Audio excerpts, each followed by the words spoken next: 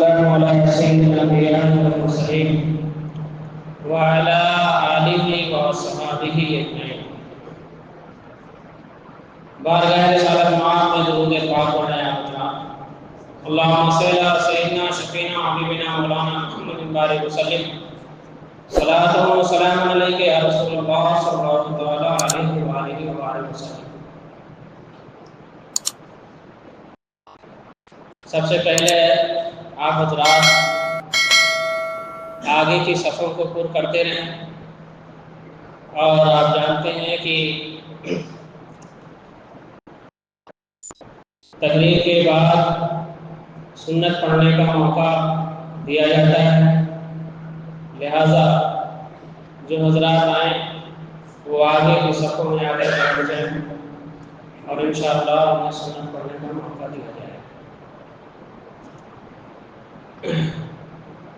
ذی القعدہ کا یہ مہینہ ہمارے درمیان چل رہا ہے، جسے حج کا مہینہ کہا جاتا ہے۔ ہم اور آپ ایک عجیب و غریب ماحول سے بھی گزر رہے ہیں، جس تعلق سے گزشتہ بار کچھ گفتگو ہوئی تھی۔ آج آپ کے سامنے اسی تعلق سے تھوڑی سی اور گفتگو ہوگی، اور موجودہ دور میں لفظ دہشت گرد اور آتنکواد تو ہم کس انداز میں جان سکتے ہیں، تو صرف اتنا کہہ لیا جائے، بہت سی تعریفیں اس کی گئی، لیکن آتنکواد کا دوسرا نام ظلم ہے، اور ظلم کہتے ہیں کہ کسی شے کو اس کے اصل مقام سے ہٹا کر دوسری جگہ پر رکھ دینا، جو اس کا مقام ہے، جو اس کی جگہ ہے، وہاں نہ رکھ کر دوسری جگہ رکھ دینا کسی بھی شے کو، یہ ظلم۔ اس ظلم کے دائرے میں بہت سی چیزیں آ جائیں گی، اور سب سے بڑا ظلم قرآن پاک میں ارشاد فرمایا گیا کہ ان الشرک لظلم عظیم۔ سب سے بڑا ظلم اللہ کا شریک ٹھہرانا ہے، شرک سب سے بڑا ظلم ہے، اور اس زبان میں کہنا چاہیں تو کہہ لیں کہ سب سے بڑا آتنکواد اور دہشت گرد۔ کیوں؟ کیونکہ وہاں بھی وہی پایا جا رہا ہے کہ شے کو اپنی جگہ سے ہٹا کر غیر جگہ پر رکھ دینا۔ ہماری پیشانی جس جگہ جھکنی چاہیے اس ایک جگہ کو چھوڑ کر اگر ہزاروں جگہ جھک رہی ہے تو یقیناً کہیں نہ کہیں سے ہم سے ظلم ہو رہا ہے۔ شرک بہت بڑا ظلم ہے، اور شرک کیا ہے؟ اللہ کی ذات میں کسی کو شریک ٹھہرانا، اللہ کی صفت میں کسی کو شریک ٹھہرانا، توحید کا انکار، اسلام کی مخالفت، یہ سب جو ہے ظلم میں آئیں گے۔ تو ظلم اس طور سے بھی ختم ہونا چاہیے کہ جب سب کا ماننا یہ ہے کہ سارے عالم کا بنانے والا ایک ہے، سب کو پیدا کرنے والا ایک ہے، سب کا خالق ایک ہے، سب کا مالک ایک ہے، تو ایک خالق کو چھوڑ کر سینکڑوں اور ہزاروں خالق بنا لینا، ایک معبود کو چھوڑ کر سینکڑوں معبود بنا لینا، ایک جو پوجا یوگ ہے وہ صرف ایک ہے، اسے چھوڑ کر سینکڑوں پوجا یوگ بنا لینا، اسے یہ بھی ظلم کی کیٹیگری میں آئے گا۔ ظلم کبھی بھی، خاص طور سے مذہب اسلام نے کبھی بھی ظلم کو روا نہیں سمجھا، ہمیشہ ظلم کے خلاف آواز اٹھایا، ہمیشہ आतंकवाद और दहशत के गर्द के खिलाफ आवाज उठाया इस्लाम ने। यहाँ तक कि फरमाया गया अल फितनतु अशद्दु मिनल कत्ल, अल फितनतु अकबर मिनल कत्ल, फितना कत्ल से ज्यादा सख्त है, फितना कत्ल से ज्यादा बड़ा है। यहाँ तक कि जब जंग का हुक्म दिया गया तो ये बताया गया कि जंग करो यहाँ तक कि फितना कम हो जाए, फितना खत्म हो जाए, यानी फितना खत्म करने के लिए जंग की जाए। अगर फितना खत्म हो जाए तो तलवारें रोक दी जाएं, फितना खत्म हो जाए तो जंग रुक जाए। पता क्या चला, इस्लाम फितने को खत्म करने के लिए अगर तलवार उठाता है तो फितने को खत्म करने के लिए उठाता है, और तलवार रोकने का हुक्म देता है तो अगर फितना खत्म हो गया है तो तलवार रोक देने का हुक्म देता है। अब ये हमें अपने ज़हन में रखना, हमारे इस्लामिक लीडर जो हैं उनको भी देखना है। सबसे बड़ी चीज़ है आज तारीखें गलत पेश की जा रही हैं, और तारीख गलत पेश की जाए तो अपनी तारीख में इंटरफेयर करे आदमी, दूसरी तारीखों में इंटरफेयर कतई बर्दाश्त नहीं की जा सकता। अब देखिए आप, सबका हिंदू हो मुस्लिम हो, इस कौम में इस हिंदुस्तान में मुत्तफक अलैह शख्सियतें जो हैं वो हमारे बुजुर्ग हैं, मज़ारों में आराम करने वाली ज़ात। और उसमें भी आप देख लीजिए खुसूसियत के साथ हज़रत सैयदना मसूद गाजी अलैहि रहमत व रिज़वान, जम के कहिए हज़रत सैयदना मसूद गाजी, खुल के कहिए हज़रत सैयदना मसूद गाजी, क्योंकि उनकी तारीख हम जानते हैं। वो इस्लाम के रहबर और लीडर हैं, उन्होंने जुल्म के खिलाफ आवाज़ उठाया था और जो है बातिल के खिलाफ आवाज़ उठाई। अगर उन्हें कोई लुटेरा कह रहा है, उन्हें कोई जो है बुरा कह रहा है, चोर कह रहा है माज़अल्लाह, तो यकीनन वो जुल्म कर रहा है, और ऐसे शख्स को दहशतगर्द कहा जाएगा और आतंकवादी भी कहा जाएगा। मुत्तफक अलैह शख्सियतों पर किसी की जबान नहीं खुलनी चाहिए, और धार्मिक शख्सियतें जो हैं उन पर आलोचनाएं नहीं होनी चाहिए। ये यहाँ का खास तौर से भारत का ये शियार और उसकी शनाख्त और उसका खासा, जिसको ये जालिम कह रहे हैं, कुरूर कह रहे हैं, जरा उसकी भी सीरत देखिए और जरा इनकी भी सीरत देखिए। एक नाम आता है औरंगजेब अलैहि रहमत व रिज़वान का, हजरत औरंगजेब, उनको कुरूर करके पेश किया जा रहा है। सोचिए, हुकूमत चलाने वाली जात जो हुकूमत से बैतुल माल से एक पैसा न ले, टोपी सिलकर और कलामे इलाही लिखकर वो अपना खर्च चलाता हो, ऐसा शख्स अगर कुरूर है तो फिर सच्चा किसे कहा जाएगा? अगर ये कुरूर की परिभाषा है तो फिर सच्चाई की परिभाषा बताइए, सत्यता की परिभाषा बताइए।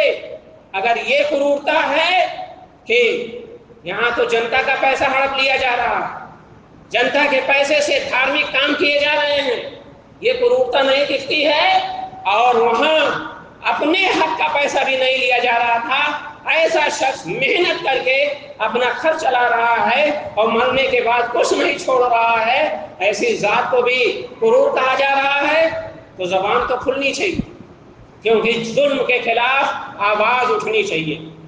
आइए उनका एक इंसाफ भी दिखाएं, आपको एक इंसाफ दिखाएं।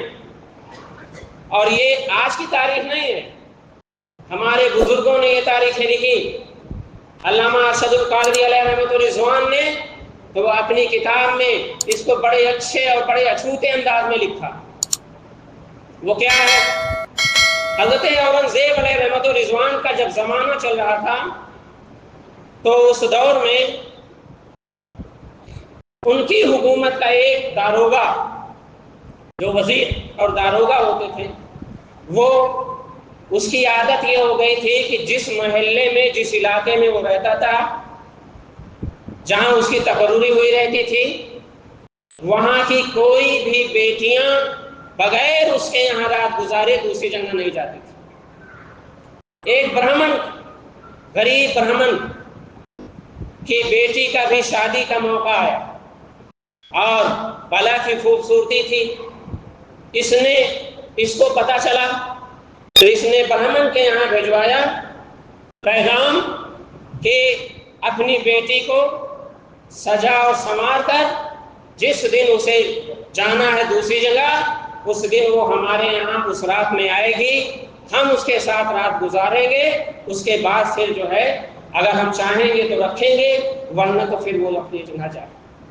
ماں باپ پریشان، عزت بہت بڑی چیز ہوا کرتی ہے، عزت ہی تو سب کچھ ہے۔ لوگ کہتے ہیں، بڑے مفکرین نے کہا ہے کہ ہمالیہ پہاڑ سے گر جانے کے بعد انسان اس کے سامنے کھڑا ہو سکتا ہے، لیکن کسی کی نظروں سے گر جانے کے بعد انسان اس کے سامنے نہیں کھڑا ہو سکتا۔ عزت، عظمت، یہ بہت بڑی چیز ہے۔ اب وہ پریشان کہ ہمارے گھر کی عزت، جس کو ہم نے اپنا خون جگر پلا کر اتنا بڑا کیا ہے، اس لائق بنایا ہے کہ کسی نیک انسان کا سکون بن سکے، چین بن سکے، آج ہماری عزت برباد ہو جائے۔ کچھ ہی دن باقی ہیں، ماں باپ پریشان، لیکن بیٹی نے کہا کہ اب میں کہیں جا رہی ہوں خود، اور مجھے آپ لوگوں کو ایشور کا واسطہ کہ روکنا نہیں، اور میں لوٹ آؤں گی، گھبرانا بھی نہیں۔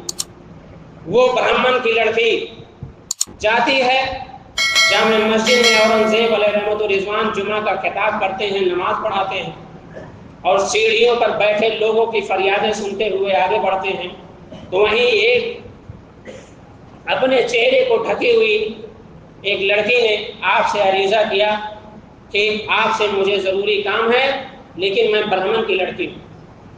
اورنگزیب علیہ الرحمٰن نے اس وقت اسے کہا کہ ٹھیک ہے، کنارے رہو، بعد میں تمہاری بات سنی جاتی ہے۔